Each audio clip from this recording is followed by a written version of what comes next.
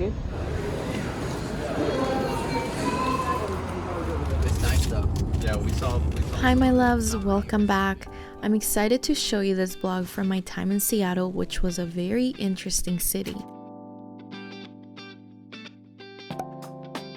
While we were there, Seattle had a very nice climate.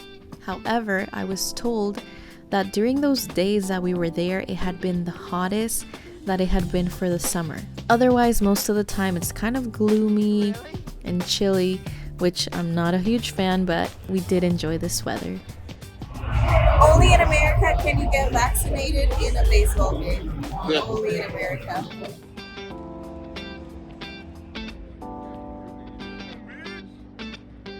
Good weather, of course, means a boat day filled with good company, beautiful views, and a great time. This cool little neighborhood had these $1 million waterfront houses with an amazing view of Mount St Helens. Since Seattle is surrounded by water, this was a great way to see, explore, and learn about the different city areas from afar.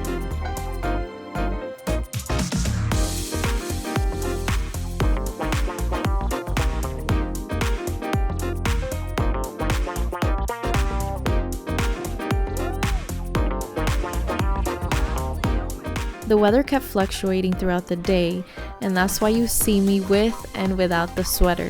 Climate change is real, folks.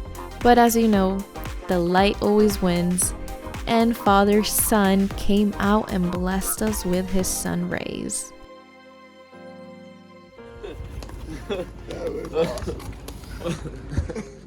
7 p.m. We've worked all day and we're about to go see the sunset. We're going to this place called Gasworks.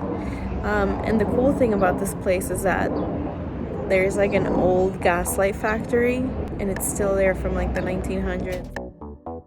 To be exact, Gasworks Park was a light gasification company that ran for 50 years in 1906, which provided illumination to homes as well as gas used for cooking ovens, refrigeration, and heating. The city bought this land in the 60s and turned it into a public park where people go to enjoy the sunset as we did, work out, have a picnic, and be in nature. So Seattle has been pretty chill since we've gotten here. Most of what we've done has been, to work. Oh my God, look at how beautiful these flowers are. And now we're gonna go explore Pikes Place, which is like a shop around here. It's where the original Starbucks is, and just like shops and restaurants. I'll be honest with you, I'm not one to do such a touristy thing such as going to the first Starbucks, but what the hell, I did it and waited in line to go in. I was gonna get a caramel frappuccino, which is something that I always get when I come to Starbucks, which is kind of rarely, but the guy at the cashier recommended one because I was like, well, I'm here, I waited in line for almost an hour, maybe I should try something else.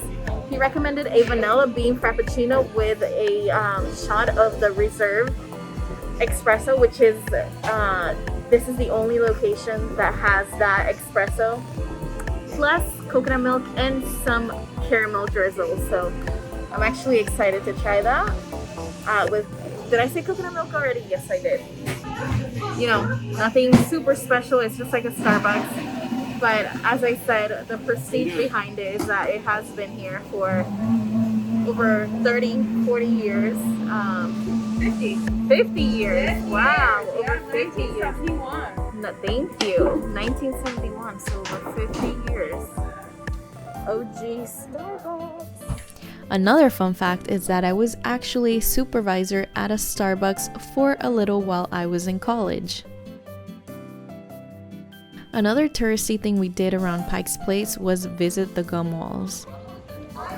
All that is gum. Ew, you touched it. These walls have thousands of chewed gum pieces on them, and in 2009 was named in the top 5 germiest tourist attractions. So here we are.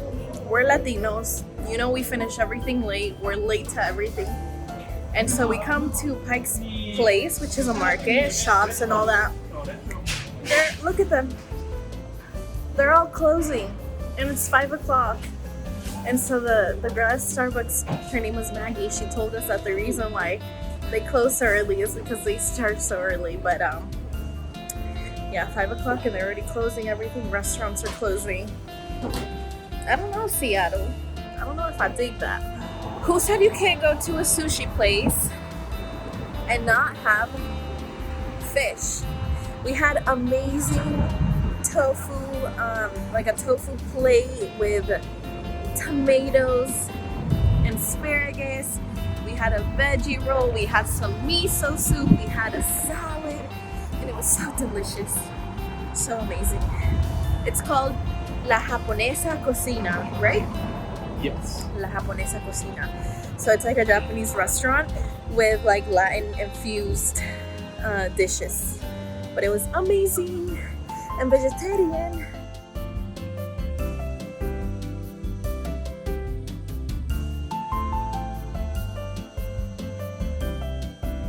To walk our food off, we came to Lake Union Park.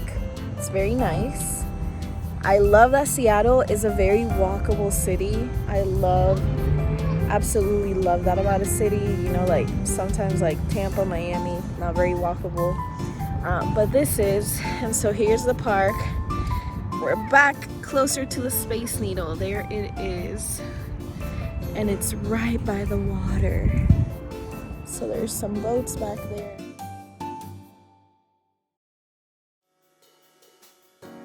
Today we drove 2.5 hours out here. Nothing but beautiful trees everywhere. And now we're gonna go on a hike. Even though it's a little chilly and wet and cold.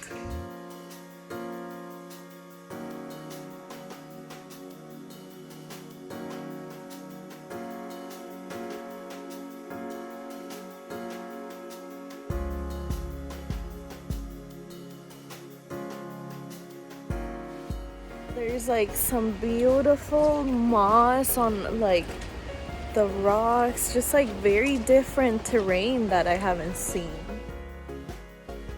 Wow, look at that huge tree.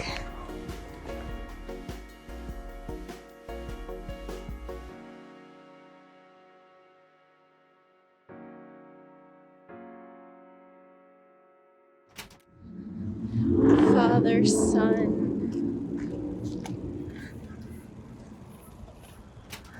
It's our last few hours in Seattle, and we saved the best for last, right? So we're gonna go up to the Space Needle. I think this is like a classic, a Seattle classic, a must-do if you come to Seattle. And I'm content with just having done that.